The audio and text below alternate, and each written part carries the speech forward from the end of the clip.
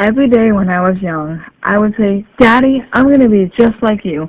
I'm going to travel the world in my 20s, playing tennis, making friends, but I'm going to win my first major when I'm 19. His warm, annoying chuckle followed. Are you sure? His response would vary from, are you sure, to, okay, honey, to, we'll see. I said this every day for years. When I hit 12, I knew I wasn't going to be a pro tennis player. Not many people make it anyway. My dreams were crushed like after the first heartbreak. I was 14, and I was telling my dad while he was waking me out, Dad, I know what I'm doing with my life. I'm going to be a psychologist, learning about the human mind, what causes people to change behavior. He shot me a weird look. That's a lot of reading. I hated that response more than anything. Dyslexia? I don't care. A few years later, I learned psych was not the right path. I learned I hated reading. I hate when he's right. I mean, really, Dad? I'm not my brothers. I'm not in advanced math, nor will I ever will be. I'm not the kid who does something to please my parents.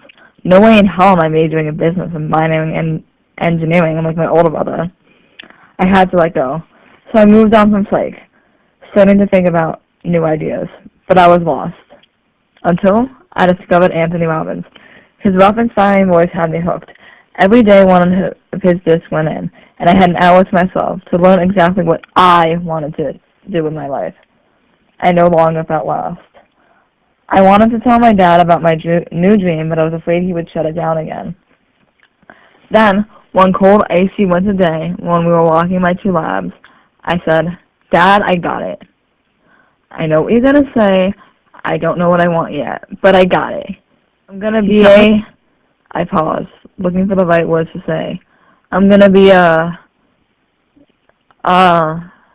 motivational coach, working for Anthony Robbins. I'll have to major in communications. Not too much reading in there. It's perfect. He didn't respond for a while. All I heard was the frosted glass crunching beneath our feet, the dogs panting, my heart beating in my ears. He looked around, his chocolate eyes wide with love, and his warm personality was back. Damn it, Dad, I need an answer. He took a deep breath, not making eye contact with me. Like Anthony Robbins? I knew he wasn't overly fond of Mr. Robbins. This was the first time he said Anthony now. So, I knew just because he said his full name, he liked the idea. Sort of, I said the first time in a timid voice.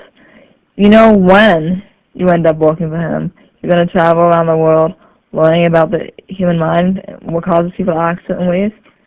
Yes, Daddy. You know you're going to have to take a little bit of psychology in there, just a tad? Yes, Daddy. And his warm, obnoxious chuckle was back.